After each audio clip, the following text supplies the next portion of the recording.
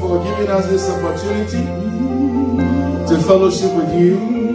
Thank you for the wonderful thing that you are doing in our lives and across the nations, even in your body. We thank you in Jesus' name. Amen. We welcome our viewers across the nations to Liberty House International Church Incorporated. We are coming to you live from the USA via YouTube and Facebook. In case you miss any portion of this broadcast, you can go to our webpage, libertyhouseusa.org. Once again, libertyhouseusa.org, or go to our YouTube channel and make sure you type in the name of the church, Liberty House International Church. Hallelujah. Okay, sharing. Please, I know some of you at times, you listen to the message and halfway you fall asleep. That's fine, you are trying. But when you fall asleep, when you wake up, continue. Amen. Hallelujah. Amen. So you become complete. Yeah, God doesn't do things haphazardly. He's always complete, total in what he does. So do it that way. Go back, attack it. Make sure you get it done. Hallelujah. Amen. Get a whole message, because at times what you need may be the last sentence in the message. Seriously, I'm not kidding. Yeah, so please make sure you do that. Hallelujah. And share. Let others have it. Like I said on Friday, I want to repeat that.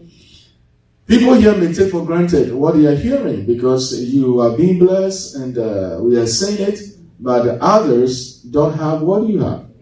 And others are struggling. Others are starving. And because I minister to people across the nations, I know what I'm talking about. Amen. Hallelujah. Amen. All right, so let's go into the message for now. So this is going to be part 2. I started this past Friday. I was talking about the work of ministry. So let's go to the book of Ephesians. We'll take the 4th chapter. And we'll start reading from the 10th verse. Ephesians chapter 4, verse 10.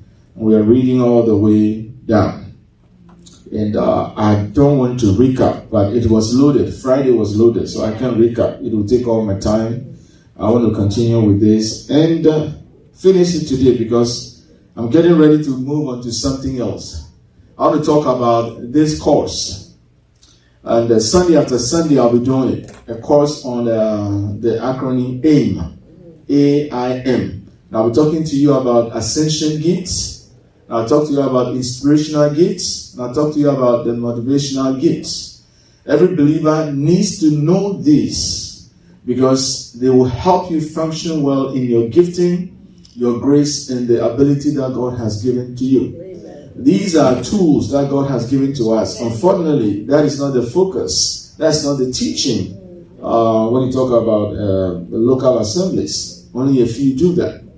And I don't like the fact that you have a lot of believers without impact, without influence.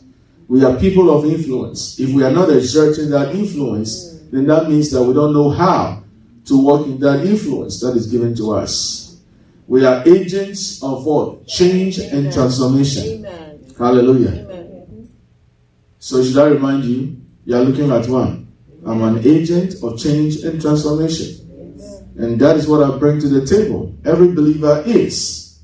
Hallelujah. Amen. And so when you know these things and you begin to exercise them, begin to function in them, begin to use them, then of course, the love and the power of God that you are supposed to demonstrate, you bring that to the table. I mean, everywhere you go, they will see something unique about you. Amen. Hallelujah. Amen. And you will stop chasing demons. Some believers, that's all that they know. They're always chasing demons. They are looking for a demon. And they are talking about how they are being attacked. That is ignorance, lack of knowledge. When you know who you are, tell me where in the Bible Jesus was talking about how come the devil is chasing me? The devil is attacking me. No. Hallelujah. They were afraid of him. He shows up and said, what have we got to do with you? This is not yet our time. Are you here to torment us? That's the kind of person you are. You see, you have to know who you are in Christ. Amen. What you are capable of in Christ. Amen. You have to know your place, your position. You have to know the part, the role that you play. Hallelujah. Amen. You are not just here to occupy space and occupy time. You are here. You are on a mission, on an assignment from the Lord. And you have to be equipped. You have to be trained. You have to be established to do that. Hallelujah. That's what I said, in this house, I don't do everything myself. This is not a one-man kind of ministry. We believe in the fact that the truth, as you say, that everybody is vital. And everybody has something wonderful to contribute. Everybody has something to bring to the table. Hallelujah. You are not a mistake. You are not devoid of a gifting or an ability. You have something. And you have to know what you have, what you possess, and you begin to use it. Like the human body is made up of parts. Every part has a role, has something that it contributes. And that's who you are. We are part, or we are parts of, or members of the body of Christ. And everybody has a function. Everybody has a role. Every one person is gifted in some way, shape, or form. And you have to know what you carry and then work in it. When you know that, you're not going to be looking at somebody and be jealous of the person. Look, the insecurity will run away from you. You never once be intimidated by anything. Once you know these things, I'm not trying to sell what I'm going to be sharing, but I know where I'm coming from. Once you know who you are in Christ, once you know who He's made you, how He's wired you, you will never, ever, you won't covet somebody's gift. You don't want to be like somebody. You want to be yourself, original. You are unique. There's nobody like you. That's it. Hallelujah. Okay, that's enough. Let's go to Ephesians chapter 4. Let's read from the 10th verse. So shall we read together? Read. He who descended also what?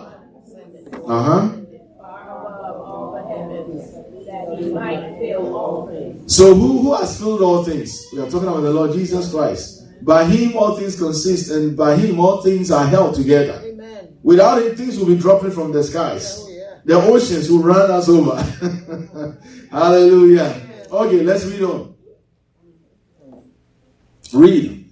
And He Himself gave some to the apostles, some prophets, some evangelists, some pastors and teachers. Let me break this down for us. These are gifts, and this may serve as a probably intro. From next Sunday, I'll be talking about that. These are gifts. We call these gifts ascension gifts. Can we say that, ascension gifts? Why? Because when He descended, He ascended. And then He gave gifts, Jesus Christ. These are gifts from Jesus Christ to the church, the body of Christ.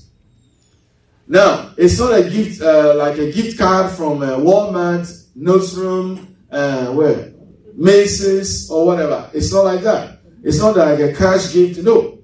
These gifts are in the form of human beings who still are work in progress. I want you to understand that. These are not people who are angels. They are human beings. They still have flaws. They still have weaknesses, but thank God His grace is upon them. That's the difference. So these are people.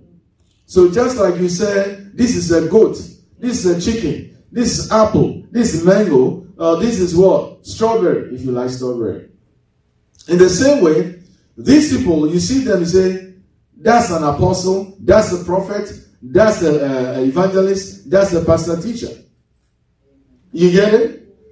God wired them. Just like the eye is wired to see, the eye cannot smell. Who said the eye can smell? The eye is incapable of what? Smelling. The nose too cannot see. But the nose is wired to smell. So in the same way, He wired these individuals. Alright? So I'll use myself as an example. As a prophet, He wired me. I was conceived as a prophet. I was given birth as a prophet. And I still am a prophet.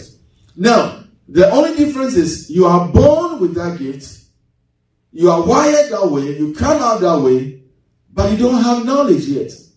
You don't have understanding even of that gift. When they say me prophet, they say, what is prophet? You don't know. You don't know anything about the office of the prophet. You don't know anything about the gifting, okay, just like I'll use this. In cooking a meal, you have ingredients, right? Yeah. So now, as you are growing, you begin to learn the ingredients, the traits of what? A prophet. You begin to see, like I just mentioned one. I don't want to go into that. Normally, prophets, from even childhood, you realize that they dream a lot. They have dreams. They have visions. You see the gift of prophecy working. They know things. They have promptings. I said I don't want to go there. Okay, so some of these things you just know. Now, it doesn't mean that anybody who has dreams then is a prophet. No. That's what I'm saying. Traits. There are a lot of things that will qualify the person. It's like they are like pointers. You can tell that this person is wired this way, is gifted this way. All right? God willing, if we get to that place, probably from Sunday, we'll talk more about that. Okay, so they can't fall that way, but you have to learn to know how to function, to walk in that grace and the fullness of that grace or that ability that you're endowed with. And so I'll tell you, when I started, when I was born, I was seeing things. My mom would call me. I remember when she's going to pray, she would call me. I'll sit by her. Then she said, "So sit down with me. Whatever, the Lord shows you, tells you, you tell me, all right?" Then I'll just sit down. And she was praying. No clue. She would pray. Then she would ask me, "So what did you see? Is the Lord saying something to you?" Then I'll tell her whatever was going on. And then I was also prophesying. I didn't know how the prophecy was even coming. I've not been trained, nothing. Just a child. I was just doing these things. So in my teenage years, and then reading the Bible, I was getting some understanding, some small knowledge about that. But it's taken me all these years to learn so much about that place. And God doesn't really appoint you right away. You are ordained. He's consecrated you to that place. But it takes training. It takes a process, preparation, before then He appoints you into that office. And then when it's that way, people see it. When you're in a local assembly, people can tell that, this guy, there's this grace upon his life. There's this. People can tell. And then you have a lot of experiences working in that gift or functioning in that grace. I mean, you have experiences that can tell you that, okay, you grow in confidence. You grow in faith. Hallelujah. That's just by the way. All right, so these are gifts. So you're looking at one. So spiritual leaders, as it were, if they are genuinely called, they are gifts. That's why we refer to them as ministry gifts. At times they are referred to as the fivefold ministry. They are officers of the church. Why the name Ascension? Because Jesus ascended. And Ascension because they represent Jesus. Jesus the head. So the work that Jesus was doing in the natural when He was here, and the work that He's doing now as the head of His body, He does it through these ones. The apostles, the prophets, the evangelists, the pastors, and the teachers. They represent Him. All of them together. So now you see why the enemy is trying to counterfeit prophets, apostles, and what have you, the ministry gifts, the ascension gifts. Because change takes place from the head. So if Satan can do that, then that's it. So his ministers, they are transformed into like, the Bible says that in the book of Corinthians. Like the ministers of light. They are not. They are fake. Hallelujah. All right. So why do we have these people? Why do we have these ministries? Jesus did something. When Jesus walked here on earth, He called people unto Himself. 12 He called. We call them the apostles. He poured into their lives. He trained them. He equipped them. All right. He furnished them. He allowed them to come into their calling, to come into their gifting, to come into the grace while they were on earth. He taught them to come into that. And that's the same thing that every apostle, every prophet, every evangelist, every pastor, every teacher is supposed to do. They are people developers. Do you get it? Amen. They are people developers. They are to help people know who they are in Christ, how God has wired them, their area of gifting and grace, ability, and create the right environment for them to be able to function help them know something, grow in faith, grow in authority that you have over the devil, and so on and so forth. That should be the responsibility of a spiritual leader. Unfortunately, that is not what is going on in some circles. It's all about money now. What you can say to people that they will like you. What you can say to them so they will write a check whilst you are preaching. What you can say to them so they will run to the altar and begin to drop money on the altar. Have you realized that some people preach great messages and you don't see people coming to the altar to drop money? It's only when they are talking about we wind the people up and they are talking about some nonsense that people are coming to the altar with money. Have you realized that? You watch some of these videos. You see what I'm talking about. Hallelujah. So let's look at the next verse, 12. Why? We have all these fivefold or ascension gift. Can you say ascension gift? Some people know them as the fivefold ministry. Alright? Ministry gifts. I like to refer to them as ministry gifts. So I am a whole gift to you, to the body of Christ. Okay. Now what we are doing here as a ministry or as a church, local assembly, or as a house, that comes through me, the head, as the ministry gift. So there's the ministry gift, and then there's ministry. Every ministry gift has a specific ministry. You get what I'm saying? Okay. So without a ministry gift, there's no ministry. You understand that?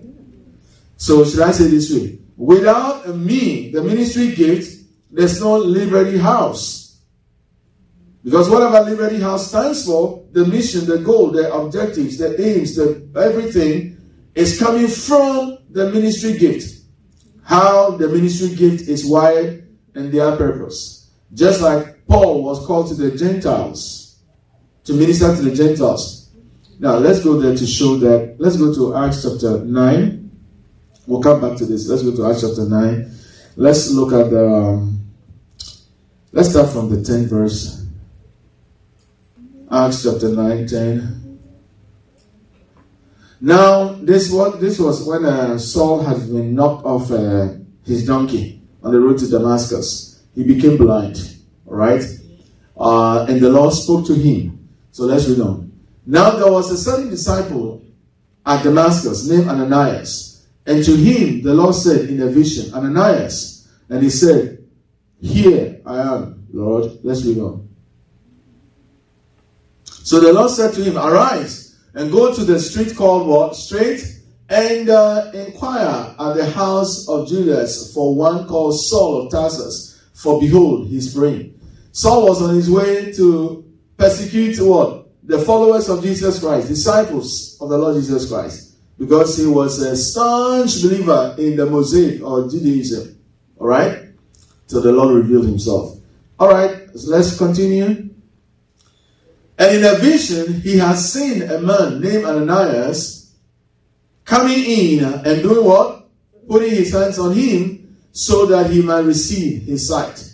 You see what we are talking about here? He might put his hands on him. We call that laying of hands. Every believer has the ability, has the grace to do it. Well, because we are all representatives of God. Amen. The way Jesus walked on this earth, that's how he wants every one of us to walk. Amen. So I don't want us to walk around and say, well, I don't have this gift. Oh, I don't have that gift.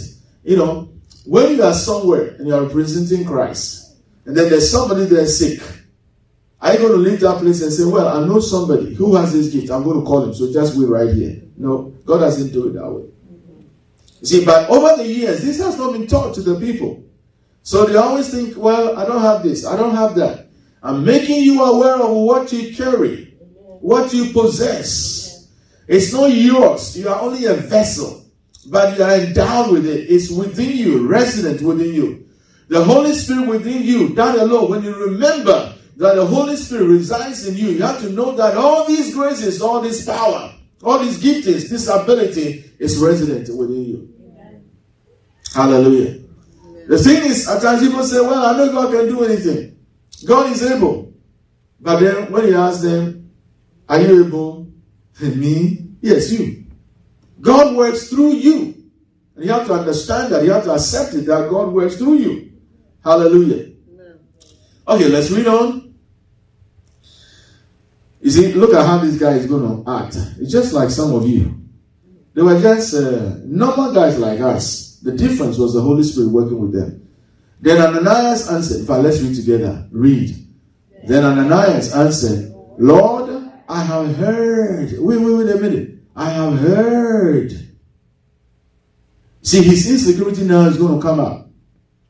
God was talking to him, who knows everything, who knows everybody, who knows tomorrow. But look at what he's going to say. Let's start again. Read. Then Ananias answered, Lord, I have heard from many about this man. How much harm? Wow. Amen. How much harm he has caused. So it's like, he's caused harm and now you're asking me to go to this guy? Is that all we all do? This guy, I know this person. No. I respect myself. I don't want to talk to them. I respect myself. Don't we do that? We are always saving our skin. You know, there's something that is going to, rub us wrong or whatever. We are always saving ourselves. Let's read on. Hallelujah. We are still in Acts chapter 9. We are now in the 14th verse. Read. And here he has authority from the chief priest to do what? Bind all who call on your name. Okay, so here, let's look at this thing very carefully. The preceding verses, this guy was going to attack the believers. By blinding light, God showed up, the Lord Jesus Christ. He knocked him off his horse, and he became blind. But does Ananias know that this has happened? You see why we don't have to play games with God? He knows everything. The guy that Ananias was afraid of now is nobody. No, what I mean is this. He doesn't have that power to harm anybody anymore. You get it? But he was still afraid of the guy. And the one who knows about the guy that he's afraid of is talking to him. Instead of listening to him, he's still going with they say, and this person said, no, this is a very good friend of mine. Pastor, I don't know. This person, when she dreams, it comes to pass. And she said this to me. Hush. If what she's saying is not in line with what God has said to you, don't take it. Hallelujah. Look at that. Let's read on. But the Lord said to him, can you continue with me? Read. Go, for he's a chosen vessel of mine to bear my name before Gentiles, kings, and all the children of Israel. Do you see how beautiful it is? Ananias didn't know this. That's why we have this spirit of truth. He will guide us into all truth. Can you say amen to that? Yeah. He will guide us into all truth. What Ananias was holding on to was a fact, all right, but it wasn't the truth. Saul was persecuting people. He was hurting people. That was a fact. But at the time the Lord was speaking to him, that was no longer a fact. The truth is, Saul now is a what? A chosen vessel. But Ananias didn't know that. So the same way, you're looking at me and I'm looking at you. What do you think you know? That what you know as a fact is not really true. And whatever is blocking you and is stopping you, is pulling you back from stepping out into whatever God wants you to step into, you think it's a fact. It's not true. What is that? What have you given power to, authority to hold you back? Here, the guy was about to be a star. You know, God was going to use him. Probably, well, I can say this. He hasn't opened any blind eye before. He hasn't laid hands on any blind person before for them to receive their sight. Look at what wonderful thing God was about to use him for. And then he was trying to block it. Is that not what happens to a lot of Christians? Oh, We are in the store. I can't do this. Oh, this is a working place. Oh, no. No. Okay, what if what I'm feeling? What if I say it and it's not true? Okay, what if I pray and nothing happens? How are they going to look at me? Oh, you get what I'm saying? We think about all these things. And then as we do that, people remain in their suffering. God has chosen you at that moment to help the person. You become the hands of God. You become the mouth of God. And yet, then you think about yourself more than the Lord himself. You believe yourself more than you believe God. And as we go through this series, all these things, like scales, they are going to fall off our eyes. Amen. The veil is going to be off. Amen. In the name of Jesus. Amen. Hallelujah. Amen. You will know the truth, and what will happen? The truth will make you free. Can you say amen to that? Amen. All right? Let's read on. Let's finish it. For I will show him how many things he must suffer for my name's sake. And here I'm going to say, when God chooses people like that, or the gifts, the ministry gifts, they suffer. Not because they are doing something wrong. It's part of the training. What did Jesus do wrong? Was he not persecuted? Was he not called even a demon? What did he do wrong? That is part of the assignment. It's part of the package. Every genuine ministering gift, you can't escape this. You can't escape the suffering that you have to go through. Why am I saying these things? Not to solicit for pity, but to have understanding of what ministry gifts go through. And when they go through, it's not for their sake. It's for the sake of the people they are to influence or to be a blessing to. They haven't done anything. It's just by virtue of their call, their assignment, they go through that. Hallelujah. Amen. Now you are thinking, if that's the case, I don't want to be part of this. It's too late. Hallelujah. Amen. Every kind of assignment of God comes with its own challenges. Can you say that? Every assignment from God comes with its own challenges. All right. Now, let's read on. I mean, you can say God is not fair. He was minding his business. You called him. He must suffer for doing your will. Who here can testify? Alice can testify that, yes, you suffer doing the will of God. They'll call you names. They'll disconnect from you. They'll say all kinds of things about you untrue to people. They look at, the moment you show up, they say, look at her. Here she comes. Here he comes.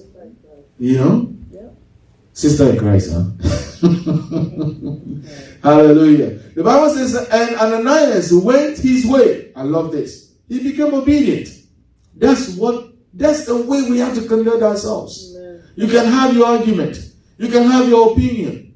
But the moment the Lord speaks to you, drop your what? Opinion. Like Gideon. He says, I'm the least.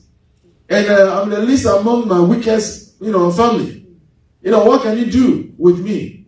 But he dropped it because the Lord says, go in this might of yours. The Lord knows us. He knows what we can do. Hallelujah. Amen. Don't talk down on yourself. Don't do that. Don't say negative things about yourself. Don't do it. And don't say negative things about people or to people too. Don't do that. Say what God says to people. Amen. You see how Ananias was acting? Jesus didn't say, look, you don't make sense now. Look at you. What did he say? Let me hear that again. He didn't speak that way. Human. When their minds are not renewed, that's how they talk. But when your mind is renewed, you speak like God, full of grace. Amen. Hallelujah. When you speak, it brings edification, strengthening, lifting up to the person. Amen. That's what it is. Hallelujah. Amen. Look at somebody. Ask the person, can I just look at you? And ask them, do you know what I'm thinking? We have to speak what? Graciously. Amen. Hallelujah. Speak life and not death. Yeah. So he went his way and entered the house, And laying his hands on him, he said, Brother Saul. He was an enemy. But right now he's addressing him as what? A brother. Because when you hear truth, you become convinced, persuaded. You lean on it. You rely on it. You work with it. Don't hear God's word and say, oh, I know that I've heard it. No, work with it. So he went. He called him what? Brother Saul. The Lord Jesus, who appeared to you on what? The road as you came, has sent me. This is not bragging. You see, has sent me that you may receive your sight and be filled with the Holy Spirit. He didn't say, okay, God who sent me, the Lord who sent me is going to heal you. Some people, that's what they do. They say when you do that, if you don't speak that way, it's like you're trying to take the glory. No, when you know who you are, you don't touch his glory. You know he's the source. You know you're a channel. You know you're a vessel. But look at how he said it. The Lord who appeared to you on the road as you came has sent me. That's how we can refer to ourselves. This is a positive way. The Lord has sent me. The Lord has said this to me. That's the positive way we can talk to about ourselves. The Lord has sent me that you might what? Receive your sight and be filled with the Holy Spirit. He saw himself as a vessel. Hallelujah. Let's read on. Let's look at what happened. Immediately, he laid hands on him. Look at what happened. Let's read together. Read. Immediately, there fell from his eyes something like scales, and he received his sight at once. And he arose and was baptized. Don't you want to be used like this? But I want you to see the dynamic. He just didn't go to Saul. He didn't even know about Saul. But how did he get to Saul? Because he heard from the Lord. How did he hear? First, he had a relationship with the Lord. Hallelujah. When he heard from the Lord, he had to drop his opinion. He had to go with what the Lord has said. Some of you say, I'm not too sure. What if there's nobody living at that house? Or no, there's no any street like that? You know what I'm saying? What if there's no street like that? My man is playing games with me. Okay, let me enjoy my food. Then you miss it. But he followed through. And I can tell the joy that he had to see blinded eyes open. Blinded eyes. It doesn't take a ministry gift. It doesn't take an apostle. This guy wasn't an apostle. He wasn't a prophet. Does the Bible say he was a prophet? Or he was an evangelist? A pastor or a teacher? That is one of the things that harm that the church has done. And spiritual leaders, some of them teaching that they are the only ones that are gifted to do these things. This guy was not a ministry gift. He allowed himself to be used. So are you also going to allow yourself? I'm going to say something that will be interesting. I didn't plan it, but it came to me, so I'm going to say it. I was minding my business. Somebody called me. And then all of a sudden, the person said, I'm going to give you your house address. I'm going to send you something. When it arrives, just bless me. I know the person will not be offended me using this. If they should hear. When it arrives, just, pray and ask God to bless me. And in fact, when I heard that, I thought the person was saying they are going to send something, so it will be like a package. And then what I heard was, okay, if you like it, provide it and use it. But it was just afterwards, I spoke to the person. The person said, no, that's not what I said. Because what happened was, I'm going to tell you the whole thing, so you understand. The person said, okay, yeah, I spoke to you. I said I was going to send you this. And I said, oh yeah, I remember. Then he said I should pray over it, and if I like it, I can use it. And I said, no, that's not what I said. I said, I'm going to send you something. When you receive it, bless me. So I said, oh. Then the person, I realized what was going on. He said, oh, I was going to use my check, but I realized that the check that I'm going to use has my previous address. So I didn't want to use it. Do you have Cash App? I said, yes. Then he's like, oh. Oh, okay. So that was what was going on. Because knowing the person and the way it was said and what I heard, I thought it was an item that is going to be sent to me. Something that you can use in the home or something. But not knowing the person was going to send cash. All right. Now, it's been weeks now. It hasn't come. Talking to the person, then the person said, oh, now, because you have the cash app, I'm going to do it. What am I trying to say here? I never talked to this person that sent me money. Do you know what I'm saying? I don't know why God laid it on the person's heart. The person's out of state. Can you imagine? Why God laid it on the person's heart to send me money? I don't know. I've never given any impression like, okay, I'm tired, so I need some help. Some people, that's how they do. They talk to you in parables. I don't do that. I don't want to belittle God. I don't do that. I can be talking to you and probably have a situation you never know. Yeah, so it was like, wow, up to now it's like a shock to me because it's strange. This person hasn't done anything like that before. We are not on that kind of terms or whatever. So it's like, why that? But that is God. So in the same way, God is laying on your heart. He wants to touch somebody, not you. Can you turn to someone and tell the person, not you? God wants to touch somebody. But he wants to touch the person through you. And then he's speaking to you, and then you are dragging your feet. Do you get what is going on? You are dragging your feet. So this person gave me a specific time that they are going to call me. I guess when they do it or whatever, they're going to call me or whatever. But that is it. Now, when God says do something, he knows why he says do it. He knows why he didn't choose anybody but you. Hallelujah. Now I want to add this to it. Whenever God uses a person, the person himself is affected. Absolutely. You know why? Because you have sown. And anytime you sow, you have used your time, you've used your energy. And anytime you sow, God is a rewarder. Amen. He rewards you. How he's going to reward you, you have no clue.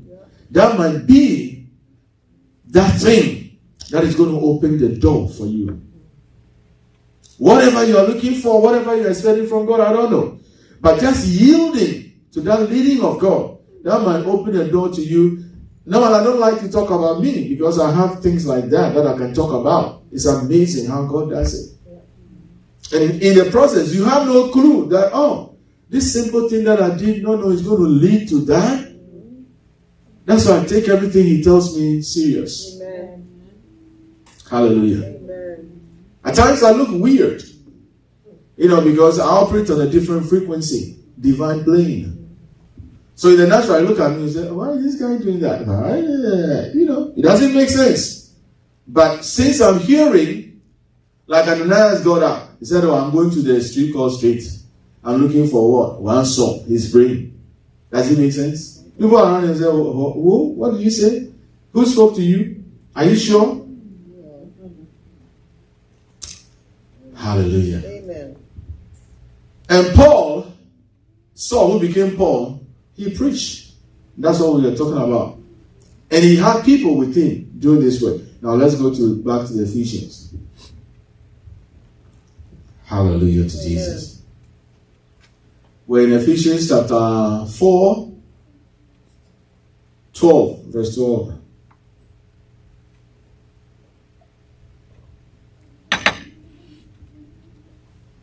All right, let's read together. Read.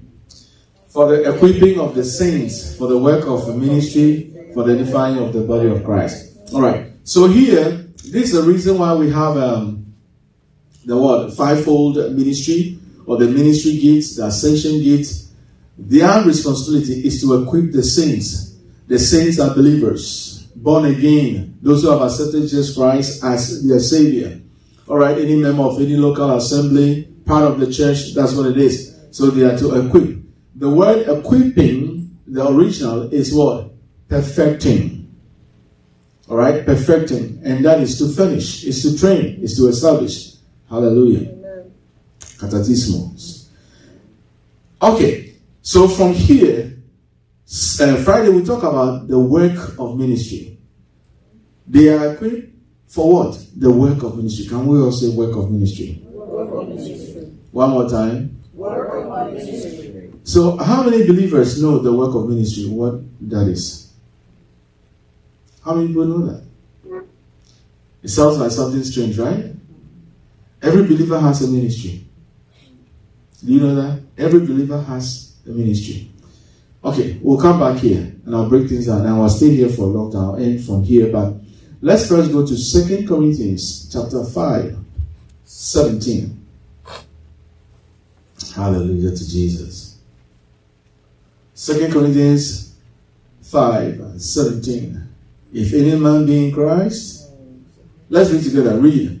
Therefore, if anyone is in Christ, he is a new creature, and all things are passed away. Behold, all things have become new. So when you accept Jesus Christ as Lord and Savior, you become new. Now, let me say this and say it well. When you become or you come into Christ, you are in union with Christ. I'll say it this way. Before God, there's no more weakness. You will say something like, oh, I didn't go to school. I don't have a degree. I don't know anybody. I don't have contacts. I don't have connections. Oh, well, with me this, with me with that. All those things that you see as part of disqualification. The reason why you can't do something, they all dissipate. I'll say that well. Why? Because when you become in Christ, what is on Christ comes on you. Amen. What is within him gets into you too. And you have ability, you become superhuman. I want to say that again. You become superhuman. So you'll be able to do things that in the natural you could not do before. Do you get it? You have ability from God. That's what it is. But unfortunately, believers are not taught this. I'll say that again. You become superhuman. You have ability from God that enables you to do things that seem crazy in the natural, abnormal in the natural, unusual in the unnatural. Why? Because God is what? Supernatural. And that comes upon you. Amen. Hallelujah. Amen. So every child of God has ability. And I'm going to be talking about these things for a long time. I'll hammer it till everybody begins to move in that. Amen. Hallelujah. Amen. And you have to walk in the consciousness of it, the awareness of it. You have it. Instead of being full of yourself and you're aware of it, be full of His ability. Amen. Hallelujah. Let the word of Christ dwell in you richly. Okay, let's read on. Things have become new. Now all things are of God. So it's God who's doing all this. Who has reconciled us to Himself through Jesus Christ and has given us the ministry of reconciliation. So here you can say, well, it was an apostle that was talking and so, but this applies to all of us because God works through all of us to bring people to Him to be reconciled. So that's one ministry you have. He didn't leave you hanging. He gave us, next verse, He gave us also the message of reconciliation. That is, that God was in Christ reconciling the world to Himself, not imputing their trespasses to them. He has committed to us the word of reconciliation. What does that mean? We have to go tell people, look, Jesus has died for them. He's not counting their sins against them. He's not holding their sins against them. He has forgiven them. All that they have to do is to accept this offer. Amen. That's all. Let's have the Amplified version. And that one you're going to read because it's going to be, I told you. Okay, so let's read. Let me hear you. You are going international now. Your voice is going to be heard, so sound sweet. Hallelujah. Read. It was God personally present. God. Personally what? Present in Christ. Reconciling and restoring the world to favor with Himself. To what? Favor with Himself. To what? Favor with Himself. So when you're a believer, you have favor. You have favor with God. You don't have to sow a special seed to have favor with God. You don't have to fast to have favor with God. You don't have to see any Reverend Pharaoh to pray for you to have favor. You have favor. Anywhere you are going, know that the favor of God works on your behalf. It's upon you. That's what it is. You walk in the awareness of it. Yes. All right, let's continue. Favor with himself. Not what? Counting. The same. Okay. Read. Not what? Counting up and holding against men their trespasses, but canceling them. Oh, that sounds good. Canceling them and committing to us the message of reconciliation, of the restoration to favor. All sinned and became fall short of the glory of God. The favor was gone. So right now, when you become born again, you are restored to the favor. Do you get it? So you will just have to go tell them this. That's all. Don't go and say you are smoking, you go to hell. You are a womanizer, you go to hell. You are cursing people, you go to hell. You are stealing, you go to hell. Just tell them that this is the good news. That's what we call good news. Jesus died for you. He loves you. That's it. Invite them to church service. Hallelujah. Don't go preach condemnation to them. That is past. We are not ministers of condemnation. This is new. It's different. Amen. This is a message of acceptance. Hallelujah. A message of love. Yes. Hallelujah. Amen. Okay. Now look at Romans chapter 15. No, Romans chapter 12. I'm sorry. Verse 7.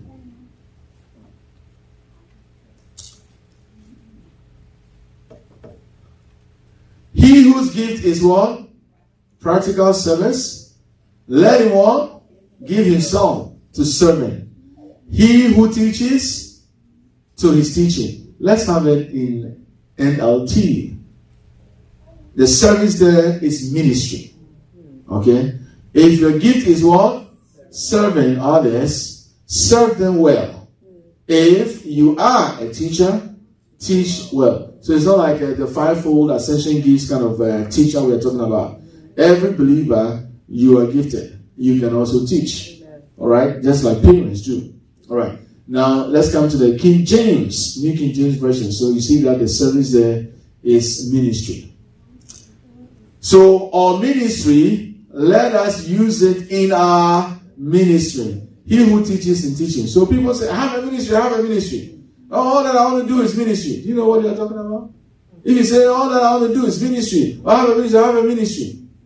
Like I said on Friday, some people use the word ministry. They use that as their name and whatever, and they don't even understand the word ministry. Ministry is service. You are like an attendant. You are running errands. You are a servant. You are like a waiter. That's ministry. Jesus said, for the Son of Man came not to be ministered unto, not to be served, but to what? Serve. That's Matthew 20:28. Do you get it? Yeah. Then he said in the verse 26, Matthew 28, he said, he who wants to be great among you, let him be what? Your servant. Let him serve. Yeah. So every one of us, this is what we are called to do. The ministry we have is to serve. Amen. Jesus has an excellent ministry according to, let's have that, according to, Hebrews 8:6, an excellent ministry. Jesus came, he was serving life. He's serving well and faithfully. He was committed to it. Nothing could distract him. Nothing could break his focus. He was into it. Hebrews 8:6. He was into it. He did that so well.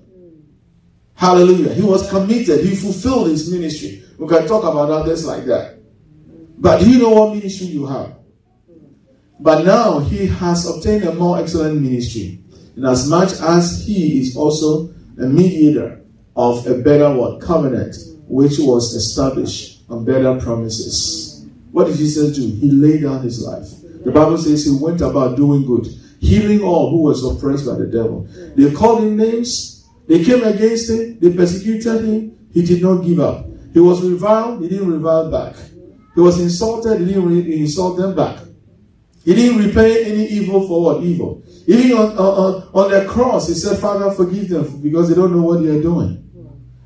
It's now your turn. He was serving. He laid down his life. The Bible says we ought to lay down our life. When I say ministry is about service. It's not about prestige.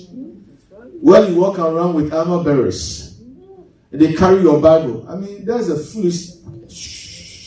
Okay, that's one of the things that up to now I don't understand. Doing ministry doesn't mean that when you walk around, someone carries your Bible, and then you feel like Jesus Christ. I went somewhere. Look at this iPad. This is how light this iPad is, and this person was forcing to carry my iPad. It's like, oh, well, that is the norm. That's what they do. I was invited somewhere preaching, and then I said, no, I'm good. So the host asked everybody to stand up. They were going to receive me. So I stood up, and my iPad was, by my side. So I was ready to be called. And before, I could tend to pick my thing. This guy grabbed it. He was holding. I said no, but still he grabbed it. And he went on the stage with that. I said, oh my goodness. If that is what serving is all about, then hallelujah. Look, serving comes from the heart. It comes from a place because God is your source. He's your head. He said, go do it. And so you are doing it. You understand His love for you. You understand His love for people. You understand how desperately people are in need. And God wants to reach out to them. And you understand how He looked all around and He chose you. You understand the blessing, the privilege, the honor He's done to you by choosing you. And He just go. Hallelujah. Amen. And I said something, I'm going to say it. A lot of believers are dry. You know why? They are not serving. When you serve, you are nourished. Anytime you serve, you are nourished. That's one of the ways, I would say major way God refreshes us. How do I know? How do I know? Let's have NLT. John chapter 4, 34. Hallelujah. Amen. You shouldn't be dry. You shouldn't be drained. You shouldn't be tired. But a lot of believers are tired. Why? They are not serving. When they serve, they serve for wrong motives. Let's read together. Read. Then Jesus explained, my nourishment comes from what? Doing the will of God, who sent me. And now, when we read this whole thing, I'm not going to go into it. We went through it Friday from verse 10 or so to verse 7. Thank you. From verse 7 to this particular verse 34. That was a long passage. We went through all that. We enjoyed it. We had fun. But the disciples came to Jesus when He was talking to the Samaritan at the well. Then they said, oh, it looks like somebody has given this guy food to eat. The way he's displaying all this energy. Then He told them, look, I have food that you guys don't know about. What food? He was ministering, serving. Ministering is serving. And He said, my nourishment comes from what? Serving, ministering, doing the will of God. You can't do the will of God and be dry in your zeal. I'm telling you, you can't do the will of God and be complaining. When you do the will of God, the kick, the excitement that comes from it, you are expecting the next one. Opportunity for you to do it. Look, what it does, the fulfillment that comes with it, words are not enough to explain it. Amen. Hallelujah. Amen. When I tell people that I counsel outsiders, I counsel people and I don't charge, they say, what? I said, my joy is feeding people with truth. And especially when I see them take the truth and run with it, and they see the results they are making it, something happens to me. It's more than something that somebody will give to me. Hallelujah. Okay, let's finish by going to now the Ephesians chapter 4. We're reading 12. For the equipping of the saints, for the work of the ministry, for the edifying of the body of Christ. Their responsibility is to do what? equip God's people to do what? His work. And build up the church, the body of Christ. That's what I'm supposed to do. If I stand here and I make you laugh and laugh and laugh and you go home, I've not done my job. I have to share truth with you. At times you may like it, you may not like it at times, but it's my place to tell you. Do you see it? Hallelujah. Amen. And then, normally I say this way, when people wrestle with truth, it means that they are arrogant or they are prideful. It's true. It's no insult. I'm not trying to be condescending, but that's what it is. Carnality. That's the word of God comes to help you out. So don't fight it. Let's go to the next verse.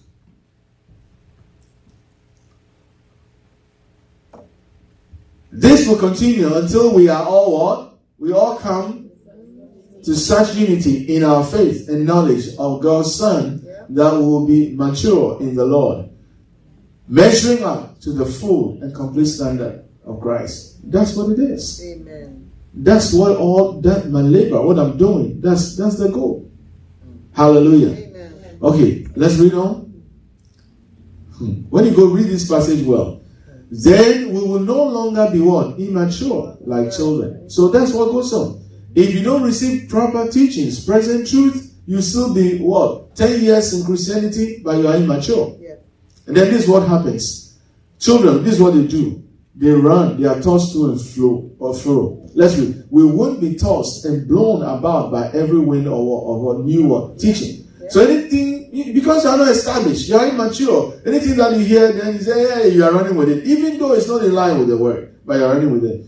We will not be influenced when people try to trick us with lies. So clever, they what? Sound like the truth. When you are mature, nobody can fool you. If they try to say something close to the truth, the Holy Ghost in you will tell you that, because you are mature. Let's read on. Instead, we will speak the truth in love. That's one of the marks. If you see somebody who is mature, check the way they talk, their language will let you know. We will speak the truth in love. Do what? Growing in every way and more like Christ, who is the head of his body, the church. Let's read on. He makes the whole body fit together perfectly. Each part does its own special work. I'm the only one reading. Come on. Let's do it together. We are going to close in no time. It's not lunchtime yet, so let's read. Read. He makes the whole body fit together perfectly, as each part does its own special work. It helps the other parts grow. Wait. Let's read that again. I love it. As each part. Read. As each part does its own special work, it helps the other parts grow, so that the whole body, healthy and growing and full of life. So, what you do affects me. What I do affects you. Because we are in this together. We are part of one body, not different bodies. One body. So if you refuse to mature, it affects me. And if I refuse to mature, it affects you.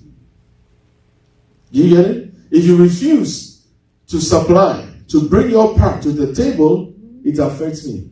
And when I refuse to bring my supply to the table, it affects you. It's not the devil. If we do this, and we are all doing it and committed to it, the devil doesn't have enough power to stop anything. The devil couldn't stop Jesus. We are part of Jesus' body. And as Jesus obeyed and did the will of God, if we do the same, the devil cannot stop us. Amen.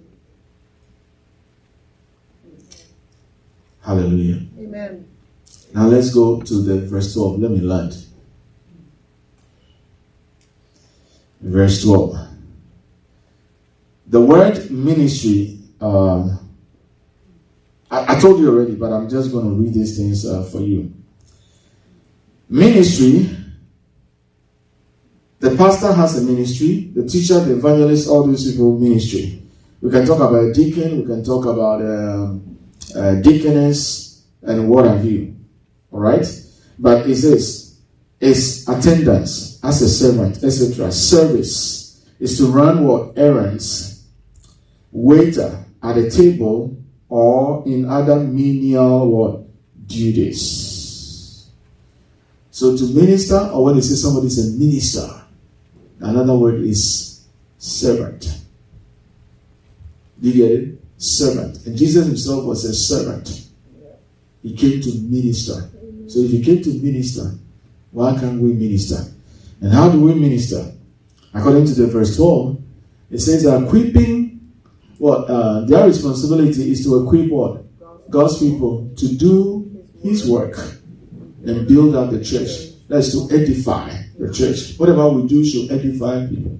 What do we do? I have some of these things down here. All right? One is, when you read the Bible, we have this down. We have it. We give it to people. Sometimes when I'm doing counseling, I give this to people. The average believer doesn't know this, but we call them one another statements in the Bible. It starts like, what? Okay, Pastor Latanya. Build up what? One another. Wash one another's feet. No, forget about that. That washing of feet that came, I hate it. There was a time that people went everywhere washing feet. And that's it. Now we don't hear about it anymore.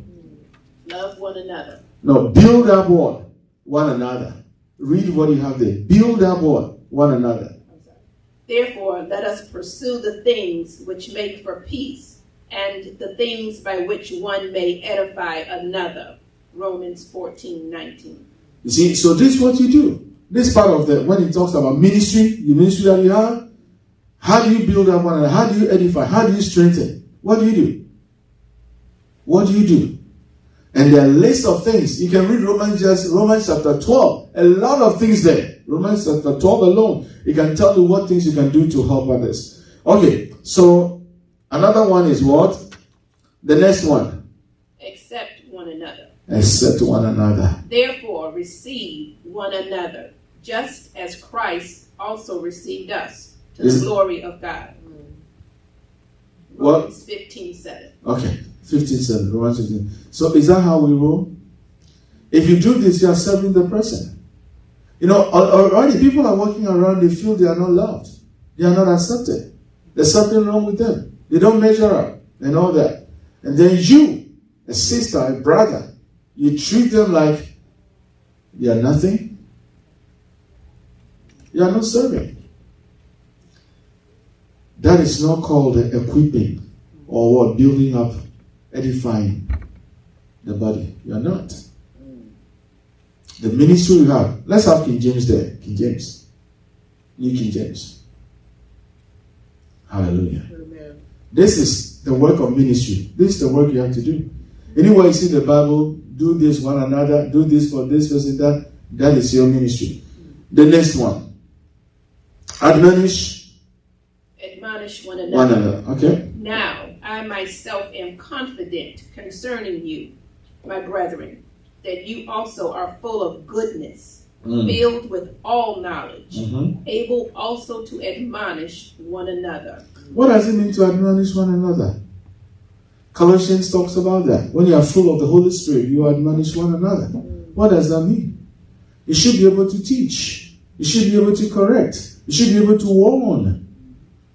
I'm not talking about finger in the person's face. I told you, did that one? No. That condemnation kind of approach. No, that's not what I'm talking about. I'm talking about love. You read the scriptures and see how Jesus went about ministering to people who were wrong. Let's learn that. Let's do it that way. The person is already feeling bad. They're already down. Don't stamp your feet on them down. No, lift them up. Amen. Hallelujah. Amen. Don't rub it in. You understand what I'm saying? Yeah. I mean, the wound already hurts. Then you're poking it. No, don't do that. Even if you told them, you warned them, they didn't listen, so they made a, don't say, I know this days is going to come. I warn you. Now you see, look at you. You see how miserable you look? If you had listened to me, no, don't make this about yourself. Tell you something. Say, don't make this thing about yourself. It's about God using you as a vessel. And I want you to cherish that. Let the person feel love. Let them feel it. Let them sense it. Let them become aware of it. Let them become aware of the fact that you have accepted them despite their dangerous move. God still loves them. And God has not thrown them away. Hallelujah. The next one. Greet one another. Mm-hmm. Greet one another with a holy kiss. The churches of Christ greet you. Romans 16:16. So when we talk about holy kiss, it doesn't mean going about and kissing everybody. Who said I should make it plain? Bible says kiss one another, so kiss one another.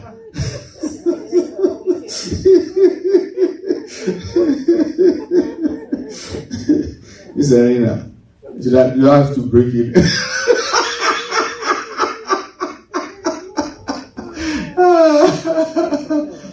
I know people have made rules out of all these things, but even in some ethnicities, that's how they greet. They greet they kiss the cheek, both cheeks, and whatever. I think left, right, and then left again, whatever. So that is also the tradition in the church. So kissing is not as you're kissing on the lips, please. It's not French kiss. It's not wet kiss. It's not whatever romantic, whatever that is. Hallelujah. I didn't speak in tongues, right? I was speaking English.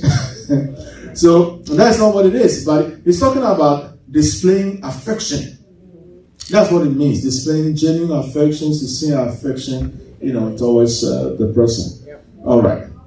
We hug here, in the form of greeting and whatever. That is okay. That is fine.